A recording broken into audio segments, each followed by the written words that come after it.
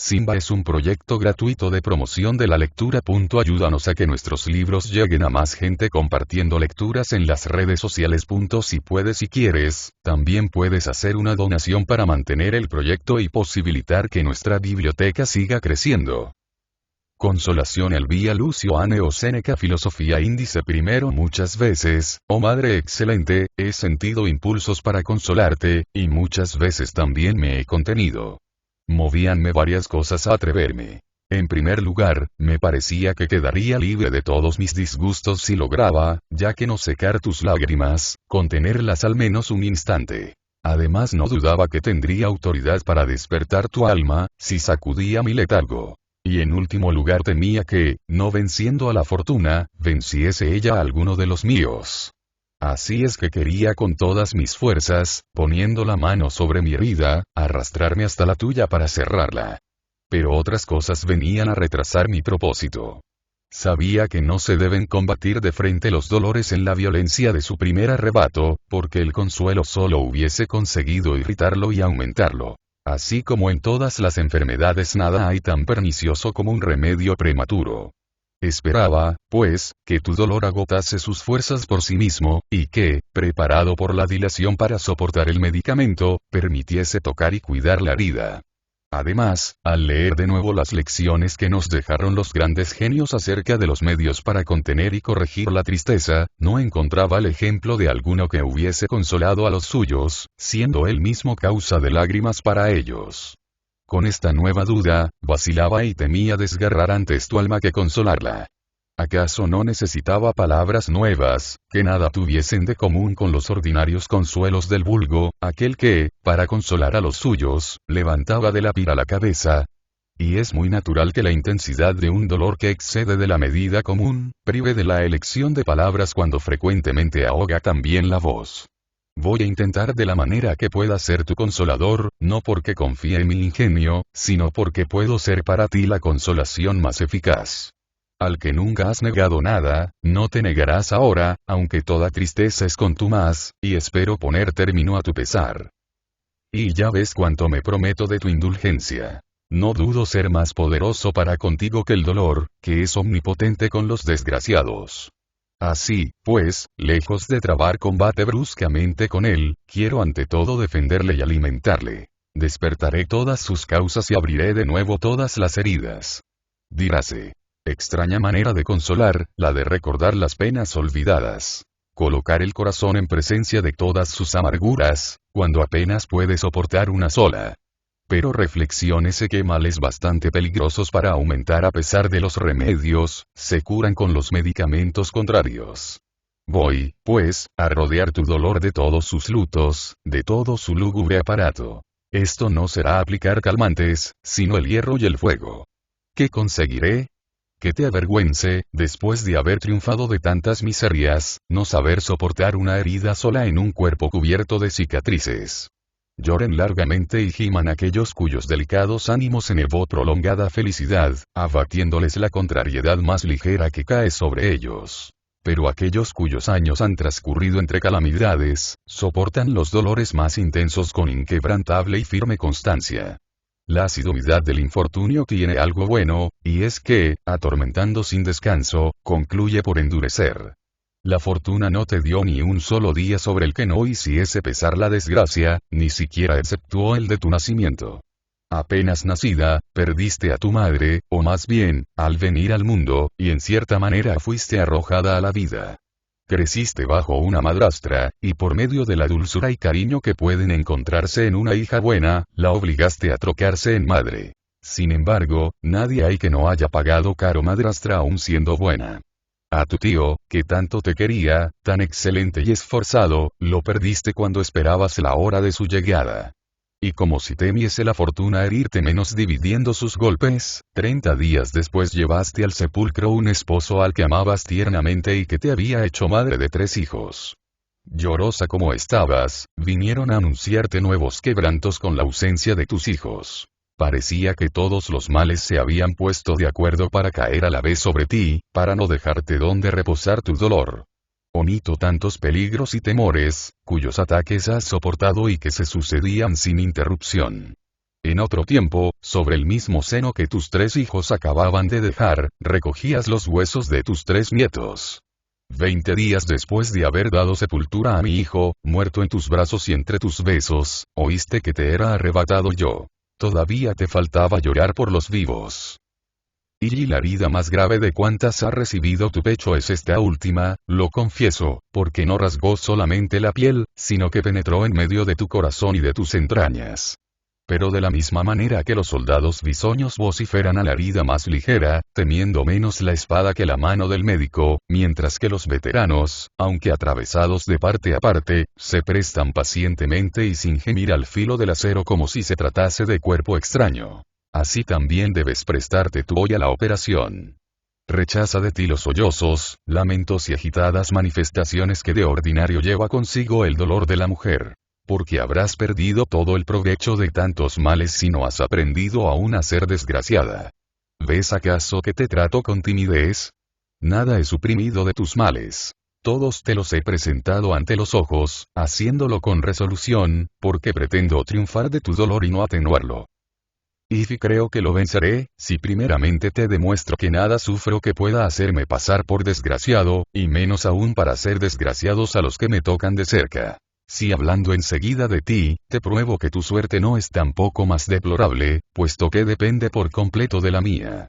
Te diré en primer lugar lo que tu cariño tiene prisa por saber, que no experimento ningún mal. Y si no te convenzo, te demostraré hasta la evidencia que no me son intolerables las penas de que me crees agobiado.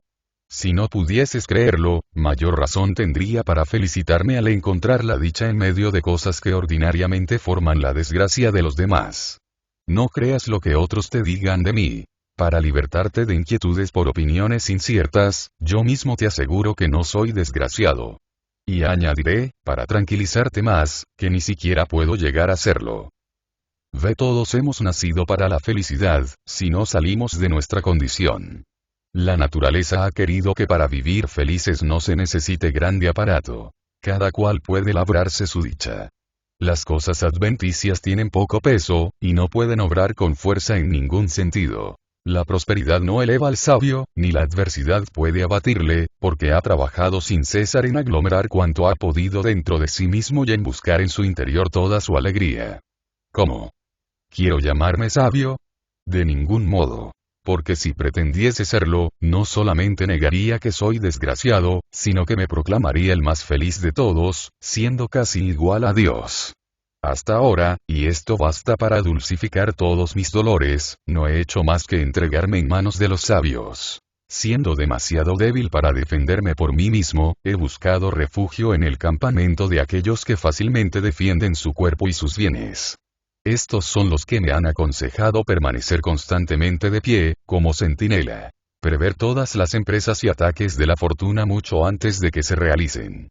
La fortuna agobia a aquellos sobre quienes cae de improviso. El que vigila constantemente la vence sin trabajo. Así el enemigo, al llegar, derriba a aquellos que encuentra desprevenidos. Pero los que se prepararon antes de la guerra para la guerra próxima, dispuestos y ordenados, sostienen sin dificultad el primer choque, que es el más violento. Nunca confié en la fortuna, hasta cuando parecía que ajustaba paces conmigo. Todos los favores con que me colmaba, riquezas, honores, gloria, los he colocado en un paraje donde pudiese ella recobrarlos sin conmoverme. Intervalo muy grande he establecido entre esas cosas y yo, por cuya razón me las ha arrebatado sin arrancármelas. Los reveses solamente abaten al ánimo engañado por los triunfos. Los que se adhieren a los dones de la fortuna como a bienes personales y duraderos, y por ellos quisieron se les rindiera homenaje, se abaten y afligen cuando su alma, vana y frívola, que no conoce los placeres sólidos, queda privada de esos goces engañosos y pasajeros. Pero aquel a quien no hincha la prosperidad, no queda consternado por los reveses, oponiendo a la favorable y adversa fortuna ánimo invencible y probada firmeza, porque en la prosperidad ensaya sus fuerzas contra la desgracia. Por esta razón he creído siempre que no hay nada de verdadero en esas cosas que todos los hombres desean. Las he encontrado vacías, adornadas con exterioridades seductoras y engañosas y sin tener nada en el fondo que correspondiese a las apariencias. En lo que llaman males, no encuentro todo lo espantoso y terrible con que me amenazaba la opinión vulgar. La palabra misma, tal es la preocupación sobre la cual todos están de acuerdo, llega con aspereza al oído, siendo cosa lúgubre que no se escucha sin horror. Así lo quiso el pueblo. Pero muchos acuerdos del pueblo los derogan los sabios. Vi removido, pues, el juicio de la multitud, que se deja arrastrar por la primera impresión de las cosas, tales como aparecen, veamos qué es el destierro. En su última expresión, no es más que cambio de lugar. Parecerá que le suprimo sus angustias y que le quito todo lo que tiene de más doloroso, porque acompañan a este cambio cosas muy desagradables, la pobreza, el oprobio, el desprecio. Después contestaré a estos pretendidos males. Entre tanto quiero examinar primeramente la amargura que en sí encierra este cambio de lugar. Intolerable es carecer de la patria. Considera esa multitud a la que apenas bastan las grandes mansiones de la ciudad. Más de la mitad de ella está fuera de su patria. De sus municipios, de sus colonias, de todos los rincones del mundo afluyen aquí. Trae a los unos la ambición, a los otros los deberes de un empleo público, a aquellos un cargo de embajadores, a estos el libertinaje que busca una ciudad opulenta, cómoda para sus vicios. A esotros el amor a los estudios liberales. A algunos los espectáculos. Atrayendo a otros la amistad, o la actividad que encuentra vasto teatro para mostrarse en todo lo que puede. Traen unos su venal belleza y otros su venal elocuencia. No existe especie de hombres que no venga a esta ciudad, donde tan alto se aprecian las virtudes y los vicios. Manda que a todos ellos se les llame por sus nombres, y pregunta a cada cual de qué familia procede. Verás que casi todos han abandonado su morada para venir a esta ciudad grande y bella sin duda, pero que sin embargo no es la suya. Ahora deja esta ciudad, que en cierta manera puede llamarse la patria común. Recorre todas las otras. Ni una existe cuyos habitantes no los forme, en su mayor parte, multitud extranjera. Después aléjate de esas orillas, cuyo encanto y delicia atrae a la muchedumbre. Ven a estas desiertas playas, a estas islas salvajes, Esiatum y Seripun, Guiarum y Córcega. No encontrarás ningún destierro donde no habite alguno por su gusto.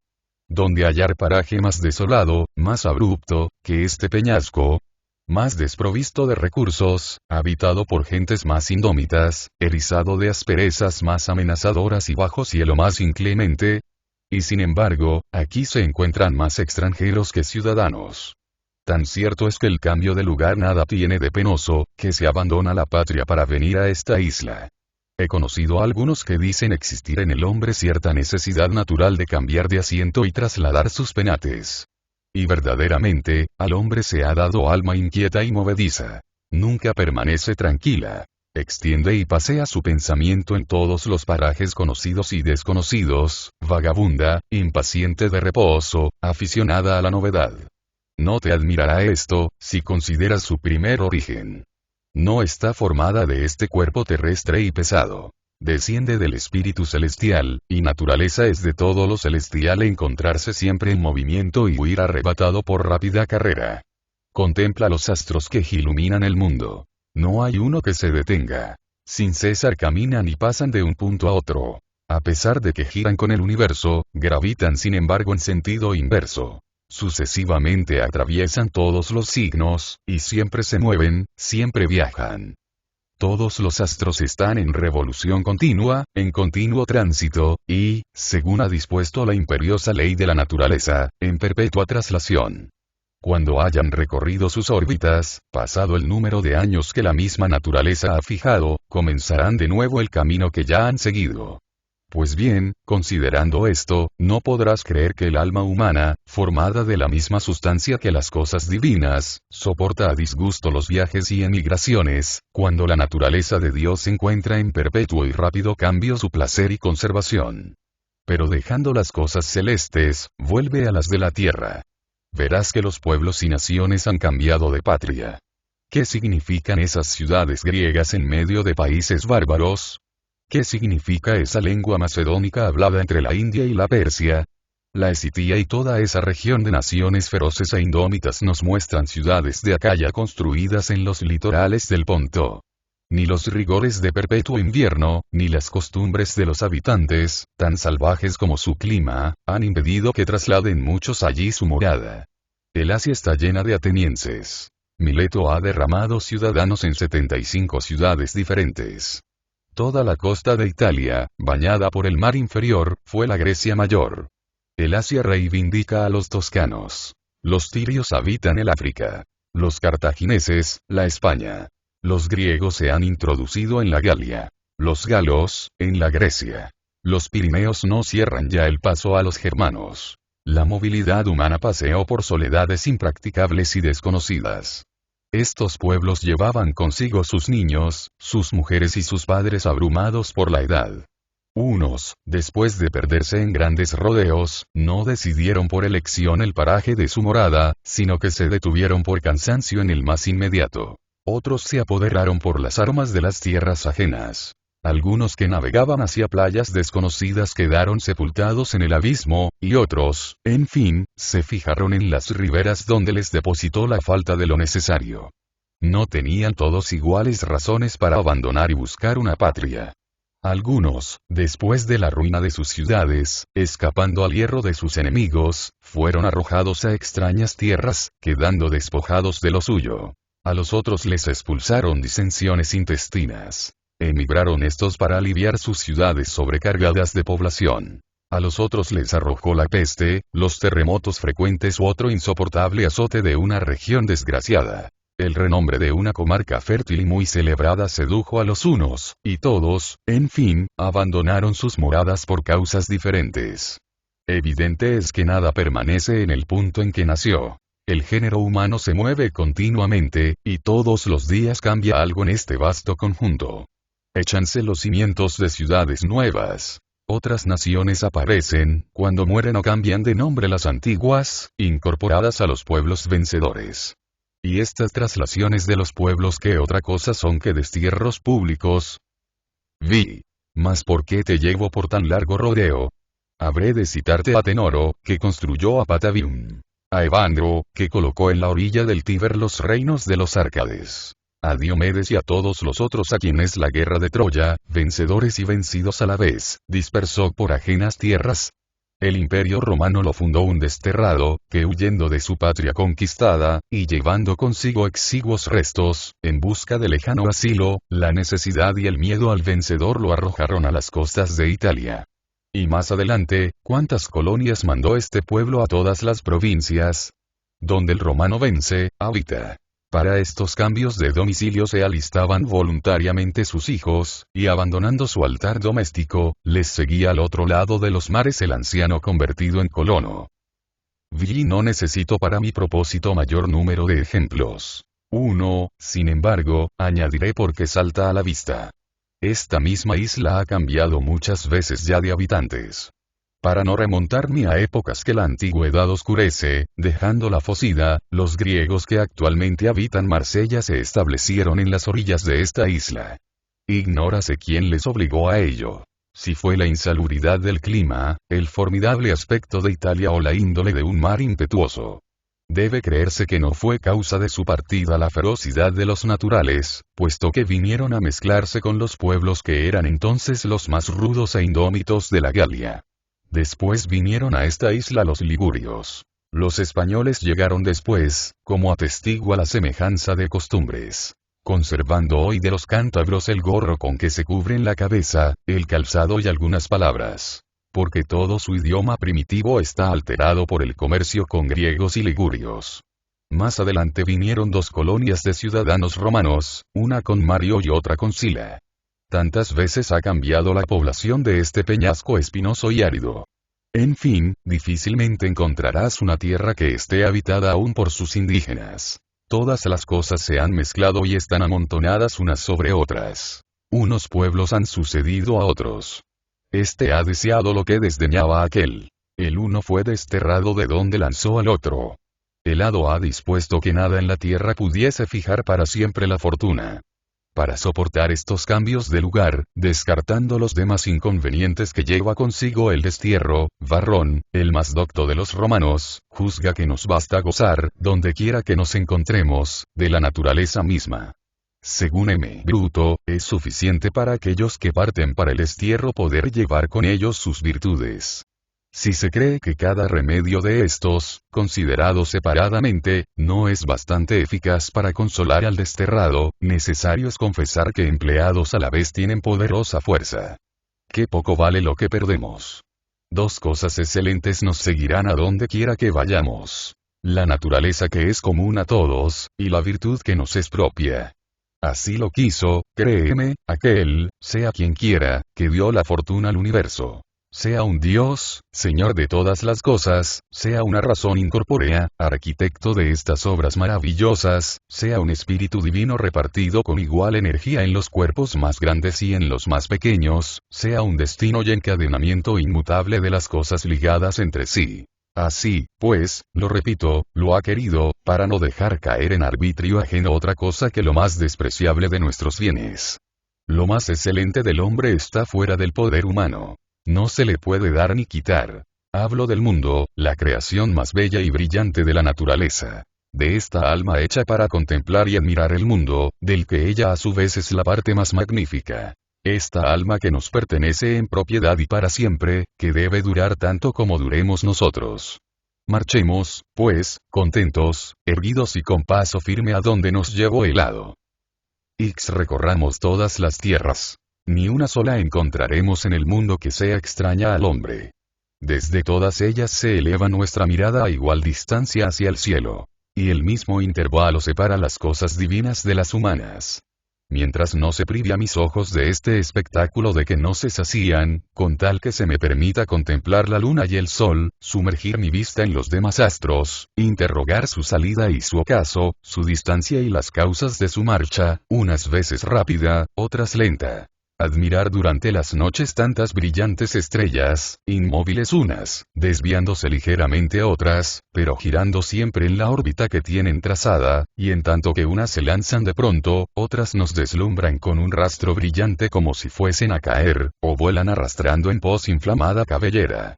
Con tal que viva en esta compañía, y me mezcle, en cuanto puede mezclarse el hombre, a las cosas del cielo. Con tal que mi alma, aspirando a contemplar los mundos que participan de su naturaleza, se mantenga en las regiones sublimes, ¿qué me importa lo que piso? Y sin embargo, la tierra en que me encuentro no es abundante en árboles fructíferos o umbrosos. No la surcan ríos anchos y navegables. No produce nada que vengan a pedirla los otros pueblos, bastando apenas para sustentar a sus habitantes. No se labran aquí piedras preciosas, ni se registran venas de oro y de plata. Estrecho es el ánimo al que encantan las cosas de la tierra. Volvámonos hacia aquellos que aparecen igualmente en todas partes, que en todas brillan lo mismo, y persuadámonos de que las otras, con los errores y preocupaciones que engendran, son obstáculo para la verdadera felicidad.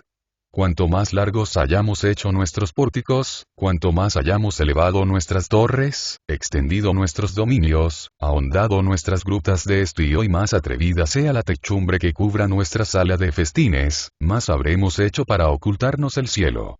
La suerte te ha arrojado a un país donde el edificio más grande es una cabaña. Débil será tu corazón y muy bajo buscarás consuelos, si para vivir animosamente en ese asilo necesitas pensar en la cabaña de Rómulo. Di más bien. Este humilde tugurio es asilo de virtudes. Y superior en magnificencia será a todos los templos, cuando se vea en él la justicia con la continencia, la sabiduría con la piedad, la ordenada observancia de todos los deberes con la ciencia de las cosas divinas y humanas. Ningún paraje es estrecho cuando puede contener esta multitud de grandes virtudes. No es penoso ningún destierro, cuando se puede ir a él con este acompañamiento.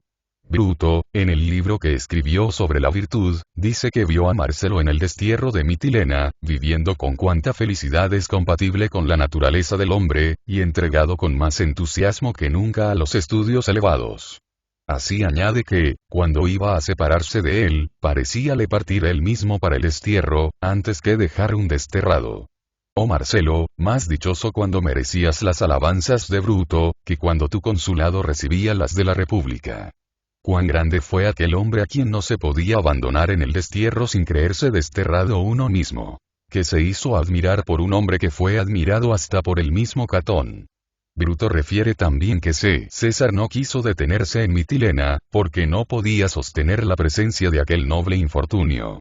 El Senado impetró el regreso de Marcelo con preces públicas. Y al ver su luto y su tristeza, se hubiese dicho que aquel día todos participaban del sentimiento de Bruto, y suplicaban, no por Marcelo, sino por ellos mismos, desterrados y habían de vivir lejos de él. Y sin embargo, el día más hermoso de su vida fue aquel en que Bruto no pudo abandonarle, cuando César no pudo verle en el destierro. Bruto se afligió, César se avergonzó de volver sin Marcelo. ¿Puedes dudar que aquel grande hombre se animó con estas palabras, para soportar tranquilamente el destierro? Estar lejos de la patria no es una calamidad. Te has imbuido bastante en la filosofía para saber que el sabio en todas partes encuentra su patria. ¿Cómo no? El mismo que te desterró no estuvo por 10 años privado de su patria. Verdad es que fue por ensanchar el imperio, pero no por eso dejó de estar privado de la patria. Él ahora atraído por el África, que nos amenaza con nueva guerra.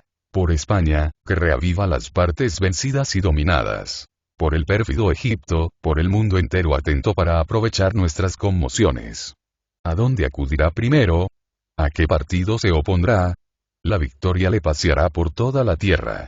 Que todas las naciones se postren para adorarle. Tú vive contento con la admiración de Bruto. Marcelo soportó, pues, sabiamente su destierro, y el cambio de lugar no alteró nada en su alma, aunque tuviese por compañera la pobreza, en la que nada se encuentra penoso, cuando no se está cegado por esa locura que todo lo trastorna. La avaricia y el lujo. Cuán poco basta, en efecto, para la conservación del hombre. ¿Y qué puede faltar al que posee algo de virtud? Por lo que a mí toca, observo que no he perdido riquezas sino cuidados. Limitados son los deseos del cuerpo. Quiere preservarse del frío, saciar con alimentos el hambre y la sed. Todo lo que se apetece fuera de esto, es un trabajo que se toma para los vicios y no para las necesidades. No es indispensable registrar todos los océanos, cargar el vientre con inmenso estrago de animales, ni arrancar conchas en las desconocidas orillas de los mares más remotos. Los dioses y las diosas confundan a aquellos cuyo desenfreno traspasa los límites de tan apetecido imperio. Quieren que se vaya a cazar más allá de Faso para proveer a su ambiciosa cocina. Atrévense a ir en busca de aves hasta entre los partos, de los que todavía no nos hemos vengado. De todas partes se hace venir lo que puede satisfacer las exigencias de su desdeñosa gula. De los últimos extremos del océano se trae lo que apenas recibirá su estómago gastado por los placeres. Vomitan para comer. Comen para vomitar. Y desdeñan digerir los manjares que han pedido a toda la tierra. Al que desprecia todas estas cosas, ¿qué daño le hace la pobreza? Y también aprovecha la pobreza al que la desea, porque cura a pesar suyo, y si no acepta los remedios que se ve obligado a tomar, al menos, durante este tiempo, lo que no puede hacer es como si no quisiera hacerlo. César, al que creo dio vida la naturaleza para mostrar lo que pueden los grandes vicios en la gran fortuna, comió en una sola cena 10 millones de sextercios. Y a pesar del auxilio de tantos genios inventivos, apenas pudo gastar en una comida la renta de 3 provincias. Desgraciados aquellos cuyo paladar no despierta sino con platos delicados, y no se los hace preciosos su sabor exquisito, ni nada de lo que agrada a las fauces, sino la dificultad de adquirirlos. Si recobraran la sana razón, ¿qué necesidad tendrían de poner tantas industrias al servicio de su vientre? ¿Para qué ese comercio? ¿Para qué ese estrago de bosques? ¿Para qué esos sondeos en los abismos? A cada paso se encuentran alimentos que la naturaleza ha sembrado en todas partes. Pero como ciegos pasan a su lado. Errantes van por todas las comarcas. Cruzan los mares, y cuando con tan poco podían calmar el hambre, la irritan con grandes gastos. Decirles deseo. ¿Por qué lanzáis naves al mar? ¿Por qué armáis vuestras manos contra los animales y contra los hombres? ¿Por qué corréis con tanto tumulto? ¿Por qué amontonáis riquezas sobre riquezas? ¿No queréis pensar en lo pequeño que es vuestro cuerpo? ¿No es la última locura y el error más grande tener tanta avidez cuando se tiene tan poca capacidad? Aunque aumentéis vuestro censo y ensanchéis vuestros límites, nunca, sin embargo, aumentaréis vuestro cuerpo. Que haya prosperado vuestro comercio, que la guerra os haya producido grandes utilidades, que se amontonen en vuestra mesa manjares traídos de todos los países, no tendréis dónde colocar todo ese aparato. ¿Por qué correr en pos de tantas cosas? Sin duda nuestros antepasados, cuya virtud forma todavía el vigor de nuestros vicios, eran muy desgraciados, puesto que con sus propias manos preparaban sus alimentos, tenían por lecho el suelo, sus techos no brillaban aún con el oro, ni centelleaban en sus templos las piedras preciosas. Pero entonces se respetaban los juramentos hechos ante dioses de arcilla, y por no faltar a su fe, el que los había hecho regresaba a morir al campo del enemigo. Sin duda vivía menos feliz nuestro dictador, que prestaba oídos a los enviados de los samnitas, condimentando por sí mismo en el hogar un alimento grosero, con aquella mano que más de una vez ya había derrotado al enemigo y colocado el laurel del triunfo sobre las rodillas de Júpiter Capitolino. Menos dichoso que vivió en nuestros días aquel Apicio que, en una ciudad de donde en otro tiempo se expulsaba a los filósofos como corruptores de la juventud, puso escuela de glotonería, infestando su siglo con vergonzosas doctrinas. Pero conviene referir su fin. Habiendo gastado en la cocina 1.000.000 de sextercios y disipado en comidas los regalos de los príncipes y la inmensa renta del Capitolio, agobiado de deudas, vióse obligado a examinar sus cuentas, y lo hizo por primera vez. Calculó que solamente le quedaban 10 millones de sextercios, y creyendo que vivir con 10 millones de sextercios era vivir en extrema miseria, puso fin a su vida con el veneno. Cuánto desorden el de aquel hombre para quien 10 millones de sextercios eran la miseria. Considera ahora si es el estado de nuestro caudal y no el de nuestra alma el que importa para nuestra felicidad. Si alguien se encontró que tuvo miedo a 10 millones de sextercios, y lo que otros piden con toda la fuerza de sus deseos, él lo huyó por medio del veneno. Aquella poción fue, sin duda, la más saludable que tomó aquel hombre de alma tan depravada. El veneno lo comía y lo bebía cuando no solamente se deleitaba en sus inmensos festines, sino que se gloriaba de ellos, y cuanto más ostentaba sus desórdenes, más atraía toda la ciudad a la contemplación de su desenfreno, más invitaba a imitarle a una juventud naturalmente inclinada al vicio sin necesitar malos ejemplos. Esto sucede a los que no ordenan las riquezas por la razón, que tiene límites fijos, sino por costumbre perversa, cuyos caprichos son inmensos e infinitos. Nada basta a la avidez, y muy poco basta a la naturaleza. No es, pues, desgracia la pobreza en el destierro. Porque no hay paraje tan estéril que no produzca abundantemente lo necesario para la subsistencia del desterrado. Pero deseará un vestido, una casa. Si solamente los desea para el uso, no le faltará seguramente lecho ni traje. Porque se necesita tan poco para cubrirle como para alimentarle. La naturaleza, al imponer necesidades al hombre, no se las impuso onerosas. Si desea un vestido teñido de púrpura, tejido con oro, esmaltado con diversos colores, trabajado de diferentes maneras, no es a la fortuna sino a sí mismo a quien debe acusar de su pobreza. Aunque le devuelvas lo que has perdido, nada ganarías. Porque después de esta restitución, más le faltará aún lo que desea, que le faltó en el destierro lo que poseía. Si desea brillantes vasos de oro, vajilla de plata ennoblecida con el sello de un artista antiguo. Esos platos de bronce, considerados preciosos por el capricho de algunos. Un rebaño de esclavos, capaz de hacer estrecho el palacio más grande, bestias de carga dispuestas con fingida gordura, pedrerías de todas las naciones. En vano reunirás todo esto para él, porque no conseguirás satisfacer su alma insaciable. De la misma manera, no bastará ninguna bebida para calmar un deseo que no nace de una necesidad, sino de un fuego que abrasa las entrañas. Porque ya no es sed, es enfermedad. No acontece esto solamente con el dinero y los alimentos. Igual carácter tienen todos los deseos que no proceden de la naturaleza, sino del vicio. Por mucho pasto que les deis, no pondréis fin a la avidez, sino que le daréis un aliciente más. Cuando nos contenemos en los límites de la naturaleza se desconoce la miseria. Cuando se traspasan, la pobreza nos sigue hasta en la cumbre de la riqueza.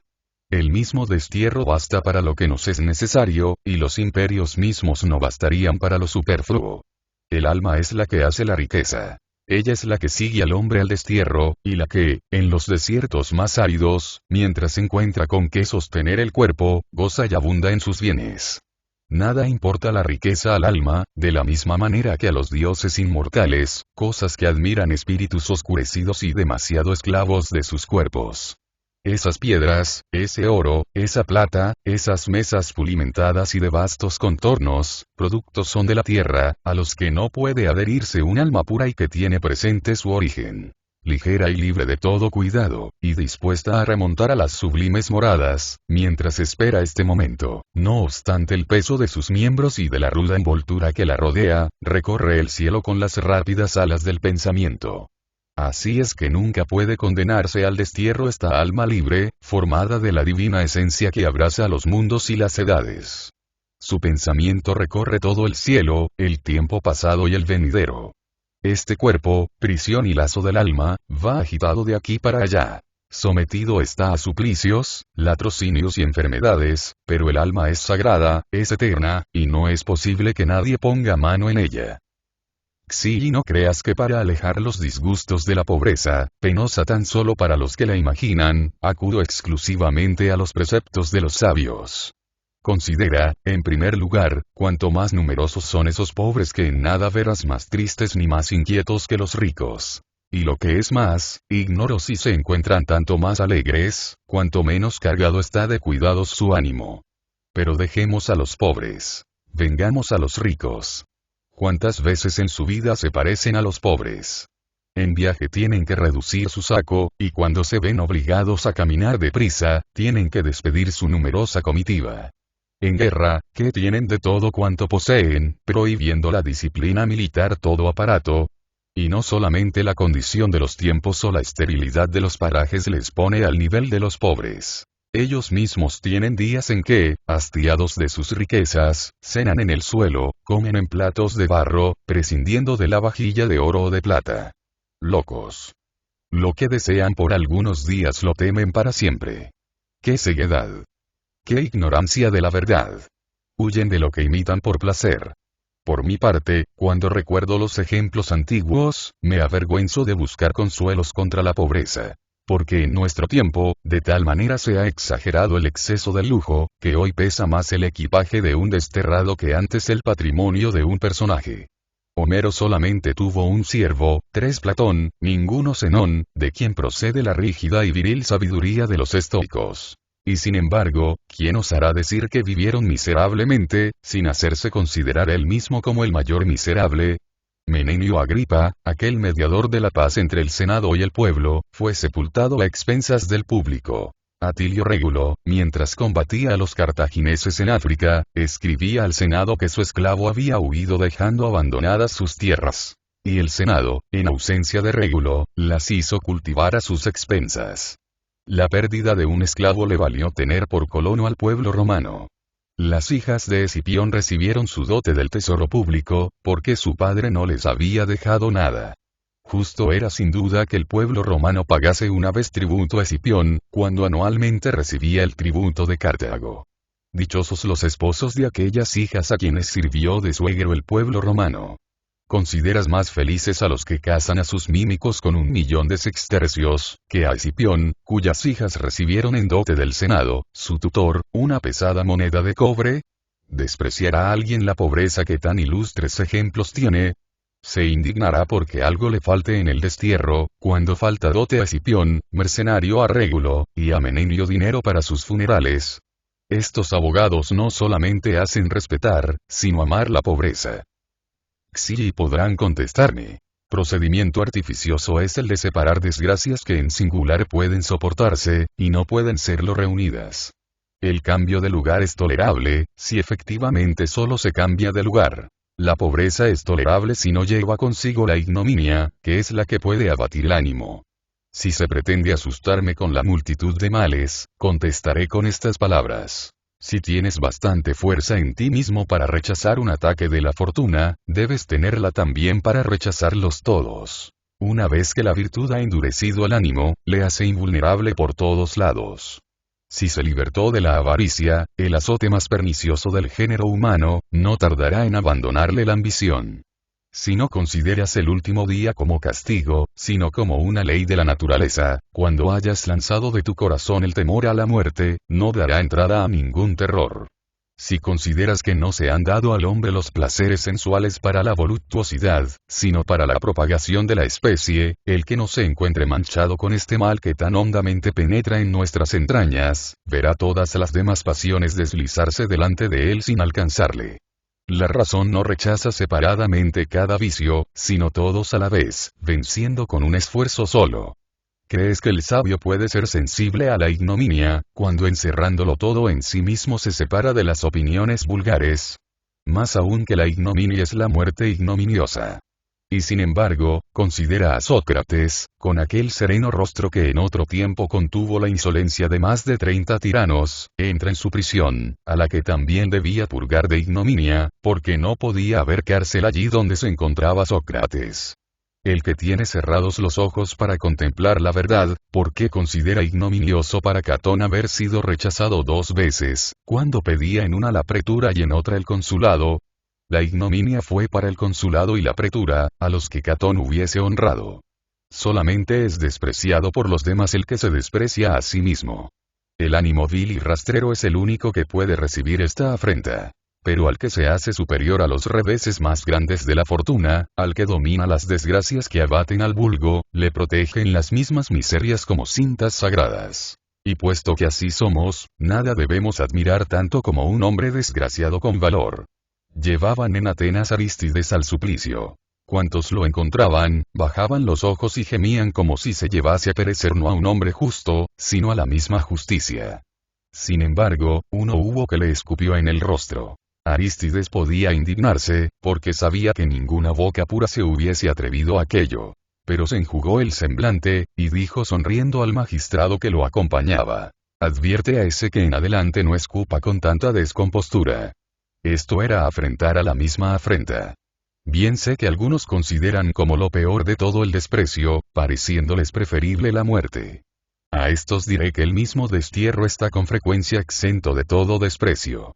Si el hombre grande cae, grande es también caído, y no debes considerarle más despreciado que esas ruinas de sagrados templos, que se pisan, pero que las personas religiosas veneran como si todavía permaneciesen en pie. Si así pues, madre querida, como en lo que a mí toca, nada hay que deba hacerte derramar eternas lágrimas, resulta que solamente tus propios sentimientos te hacen llorar. Estos pueden reducirse a 2. Porque te afliges, bien porque crees haber perdido un apoyo, o porque no puedes soportar el dolor de su ausencia. En cuanto a lo primero, muy poco he de decir. Conozco tu corazón, y sé que no amas a los tuyos más que por ellos mismos. Aléjense esas madres que ejercen el poder de los hijos con su impotencia femenil. Que, porque su sexo las excluye de la vida de los hombres, son ambiciosas por medio de ellos, disipan y captan su patrimonio y fatigan su elocuencia en favor de los demás. Tú te has regocijado profundamente de la fortuna de tus hijos, usando parcamente de ella. Tú impusiste siempre límites a nuestra liberalidad, mientras que no los ponías a la tuya. Tú, en patria potestad aún, aumentabas el caudal de tus hijos, que ya eran ricos. Tú te has mostrado en la administración de nuestro patrimonio tan activa como si hubiese sido tuyo, cuidadosa como si hubiese sido ajeno. Nada recibiste de todos nuestros honores más que regocijo y gasto. Tu cariño no pensó jamás en el interés. No puedes, pues, en ausencia de tu hijo, desear lo que en presencia suya nunca consideraste como tuyo. XB Todos mis consuelos deben dirigirse hacia aquel lado de donde brota con toda su fuerza el dolor maternal. Estoy privada de los abrazos de mi amado hijo. No gozo de su presencia, de su palabra. ¿Dónde está aquel cuyo rostro disipaba la tristeza del mío, en el que depositaba todas mis penas? ¿Dónde aquellos coloquios de que me mostraba insaciable? ¿Dónde aquellos estudios a los que asistía con más gusto que una mujer, con más familiaridad que una madre? ¿Dónde aquellos encuentros y aquella alegría infantil al ver a la madre? Te representas aún los sitios de nuestros regocijos y expansiones, y no puedes olvidar las impresiones de nuestra reciente conversación, tan a propósito para oprimir tu alma. Porque la fortuna te reservaba todavía esta pena cruel. La de hacerte regresar tranquila y sin sospechar tu desgracia 3 días antes de que descargase el golpe. Oportunamente nos había separado la distancia. Oportunamente ausencia de muchos años te había preparado para este infortunio. Regresaste, no para encontrar alegría al lado de tu hijo, sino para no perder la costumbre de los dolores.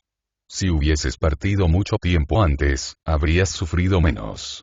La distancia misma habría suavizado el sentimiento. Si no hubieses partido, habrías tenido al menos como último consuelo el placer de ver a tu hijo 2 días más. Hoy, gracias a la crueldad del destino, no has estado presente a mi infortunio y no has podido acostumbrarte a mi ausencia.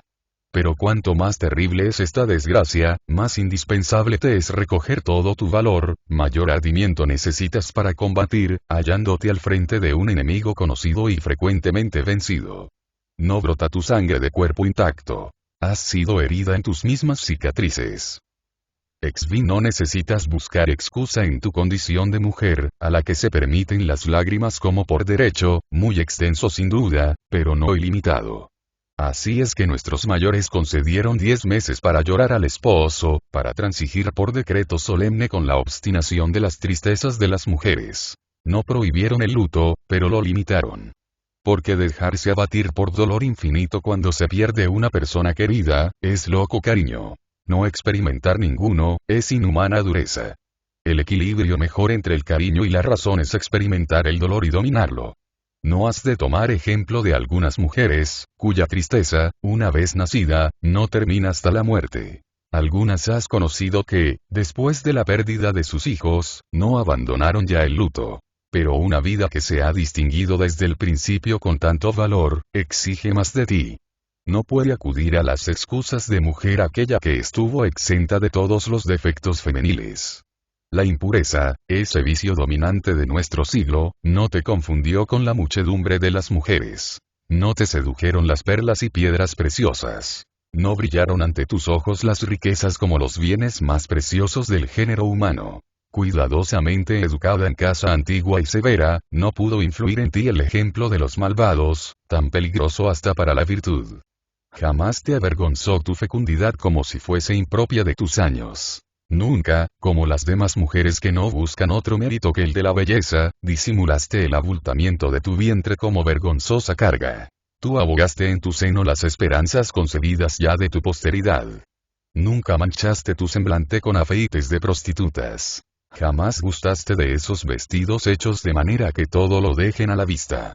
Tu único adorno fue el más bello de todos, aquel que el tiempo no deteriora. Tu único adorno fue la castidad. No puedes, pues, excusar tu dolor con tu condición de mujer. Tus virtudes te han elevado más, y lo mismo debes alejarte de los vicios que de las debilidades de tu sexo. Ni las mismas mujeres te permitirán consumirte sobre tu herida. Sino que, en cuanto hayas satisfecho al primer impulso de dolor legítimo, te mandarán levantar la cabeza, aunque no sea más que para contemplar a aquellas mujeres a quienes su eminente virtud colocó entre los grandes hombres. Cornelia era madre de 12 hijos. El hado los redujo a 2. Si quieres contar los muertos, Cornelia perdió 10. Si quieres estimarlos, fueron los Gracos. Y sin embargo, cuando los que lloraban en derredor suyo execraban su destino, prohibióles acusar a la fortuna, que le había dado por hijos a los Gracos. De aquella mujer mereció nacer el que dijo en plena asamblea: ¿te atreves a maldecir a mi madre, a la que me dio el ser? Pero las palabras de la madre me parecen más animosas. Los hijos daban alto valor al nacimiento de los Gracos. La madre a su muerte. Rutilia siguió a su hijo Cota al destierro. Su cariño era lazo tan poderoso, que prefirió soportar el destierro a la separación, y no quiso volver a su patria sino con su hijo. Después de su regreso, llegando a ser uno de los ornamentos de la República, le perdió con tanto valor como le había seguido. Y después de los funerales de su hijo, nadie la vio llorar. En el destierro ostentó valor. En la muerte, prudencia. Porque nada la separó de su piedad. Nada la hizo persistir en loca o inútil tristeza. En el número de estas mujeres quiero verte colocada. Y puesto que siempre viviste como ellas, bien harás en seguir su ejemplo para moderar y comprimir tu tristeza. Demasiado sé que no se encuentra esto en nuestro poder, que ningún sentimiento se deja dominar, y especialmente el que nace del dolor. Porque éste es enérgico y rebelde a todo remedio. Algunas veces queremos contener y ahogar nuestros suspiros, pero por nuestro rostro compuesto y fingido se ve correr el llanto.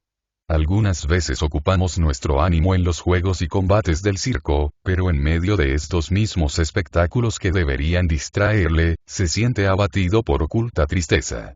Mejor es, pues, vencer el dolor, que engañarle.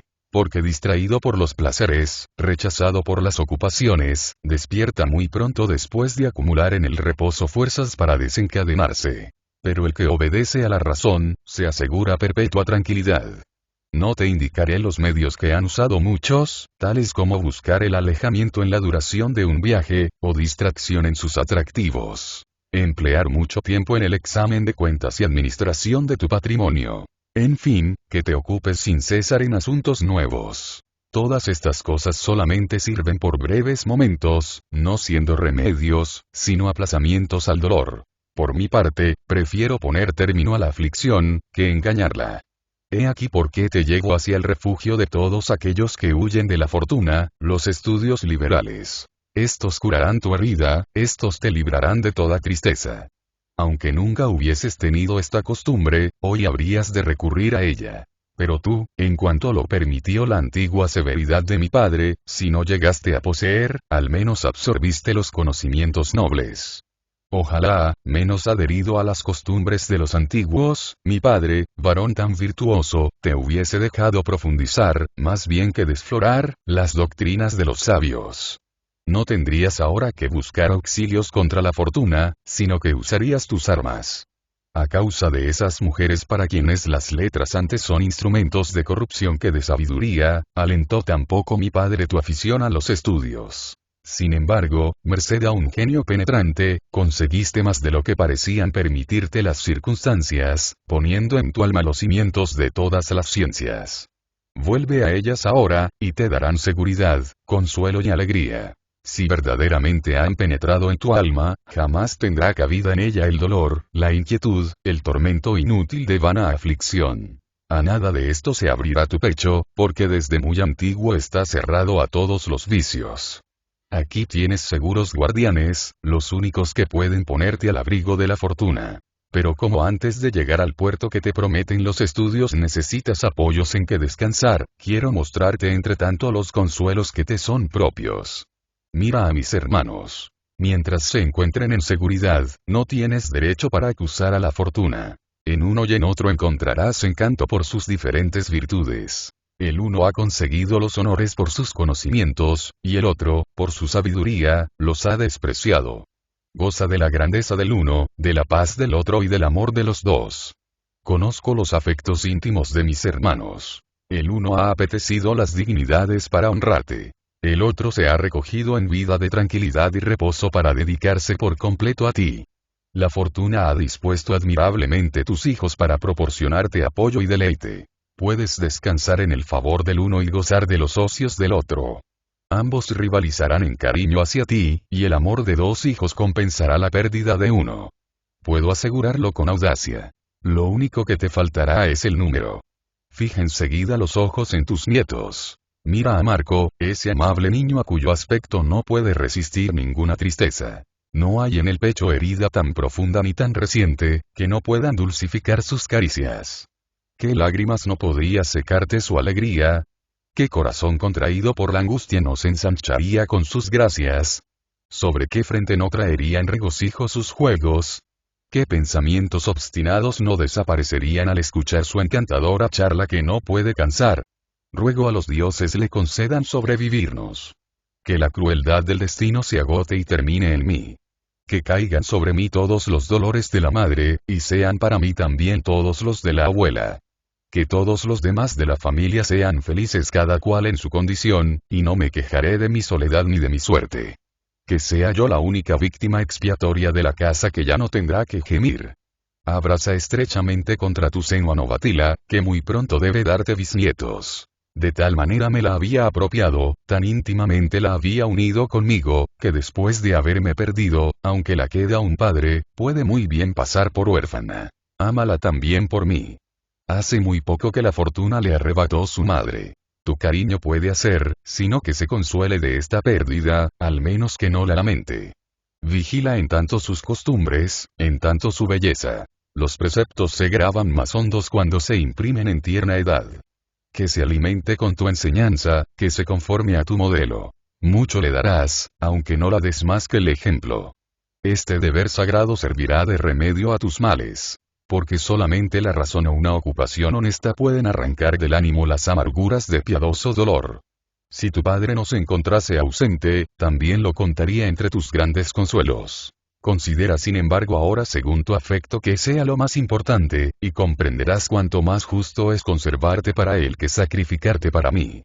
Siempre que en sus violentos accesos se apodere de ti el dolor queriendo dominarte, piensa en tu padre. Sin duda que, dándole nietos y bisnietos ha cesado de ser su hija única.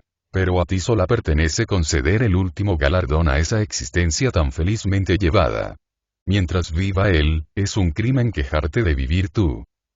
Exville, hasta ahora he callado tu consuelo más grande. Tu hermana, ese pecho fidelísimo en el que depositas todas tus penas como en el tuyo. Esa alma maternal para todos nosotros. Con ella has confundido tus lágrimas. Sobre su corazón has recobrado la vida. En tus afectos se inspiró siempre, pero cuando se trata de mí, no se aflige únicamente por ti. En sus brazos fui a Roma. En su maternal seno convalecí de larga enfermedad. Ella fue la que puso en juego su favor para conseguirme la cuestura. Y la que no podía sostener sin timidez una conversación o saludo en voz alta, por su cariño hacia mí triunfo de su modestia. Ni su vida retirada, ni su cortedad, que podría llamarse campesina si se considera la petulancia de muchas mujeres, ni su quietud, ni la tranquilidad de sus costumbres apacibles y solitarias la impidieron mostrarse hasta ambiciosa por mí. He ahí, querida madre, el consuelo que puede confortarte. Únete cuanto puedas a esa hermana y reténla en estrecho abrazo. Los entristecidos suelen huir de lo que más aman, para que nada turbe su dolor. Tú debes refugiarte en ella y con todos tus pensamientos. Ora quieras conservar el luto de tu alma, ora quieras despojarte de él, en ella encontrarás fino compañera a tu dolor. Pero si conozco bien la prudencia de esa mujer perfectísima, no consentirá que te consumas en inútil aflicción, y te citará su propio ejemplo, del que yo fui testigo. En medio de peligrosa navegación perdió a su amado esposo, nuestro tío, al que se había unido siendo virgen. Sin embargo, pudo soportar a la vez el dolor y el temor, y triunfando de la tempestad, náufraga valerosa, salvó su cuerpo. Oh, cuántas mujeres hay cuyas bellas acciones se pierden en la oscuridad. Si hubiese vivido en aquellas edades antiguas en que la sencillez sabía admirar las virtudes, cuántos ingenios se hubiesen disputado la gloria de celebrar una esposa que, olvidando su debilidad, despreciando el mar, tan temible hasta para los más intrépidos, entrega su cabeza a los peligros por una sepultura, y ocupada completamente en los funerales de su esposo, no piensa en los suyos. Los poetas han ensalzado en sus versos a la que se ofreció a la muerte en lugar de su esposo. Sin embargo, mayor mérito existe en buscar la sepultura con peligro de la vida. El amor es más grande cuando con igual peligro consigue menos. Que nadie se admire ahora porque durante 16 años que su esposo gobernó el Egipto, jamás se presentase en público, jamás recibiese en su casa a nadie de la provincia, jamás solicitase nada de su marido, ni consintiera que la pidiesen nada a ella misma. Así aquella provincia locuaz e ingeniosa para ultrajar a sus prefectos, en la que aquellos mismos que evitaron las faltas no pudieron escapar a la difamación, le celebra como único modelo de perfección. Y, lo que era más difícil aún para hombres que se complacen en los sarcasmos, hasta con peligro de la vida, reprimieran la intemperancia de su lengua, y hoy mismo deseen alguno que se lo parezca, aunque no se atreven a esperarlo. Mucho es haber obtenido durante 16 años la aprobación de aquella provincia. Pero es mucho más haber sido ignorada. No refiero estos detalles para celebrar todos sus méritos, porque sería aminorarlos mencionarlos tan ligeramente. Sino para hacerte apreciar la grandeza de alma de una mujer a la que, ni la ambición ni la avaricia, compañeras y azote de todo poder, consiguieron dominar. De una mujer a la que el temor de la muerte, cuando esperaba el naufragio en su desamparada nave, no impidió abrazarse al cadáver de su esposo y cuidar, no de cómo le salvaría, sino de cómo lo llevaría al sepulcro. Necesario es que muestres igual valor, sustraigas tu ánimo al dolor y obres de modo que nadie te suponga arrepentida de tu maternidad. Sin embargo, como a pesar de lo que hagas, tu pensamiento se dirigirá siempre hacia mí y ningún hijo tuyo se presenta con tanta frecuencia a tu memoria, no porque les ames menos, sino porque es natural llevar más veces la mano a la parte dolorida, he aquí cómo debes pensar de mí. Me encuentro alegre y contento como en los mejores días. Nuestros mejores días son aquellos en que el ánimo, libre de todo cuidado, emprende cómodamente los trabajos, y en tanto, encuentra placer en los estudios ligeros, en tanto ávido de verdad se eleva para contemplar su naturaleza y la del universo. Primeramente examina las tierras y su posición. Enseguida las leyes del mar que las rodea, sus flujos y reflujos alternos. Y después contempla el intervalo que media entre el cielo y la tierra, lleno de asombros, y ese espacio en el que estallan con fragor los truenos, los rayos, el soplo de los vientos y las nubes que lanzan la nieve y el granizo. Después de pasear por las regiones inferiores, álzase a las superiores, goza del magnífico espectáculo de las cosas divinas, y recordando su eternidad, camina en medio de lo que fue y de lo que será en todos los siglos. Pab.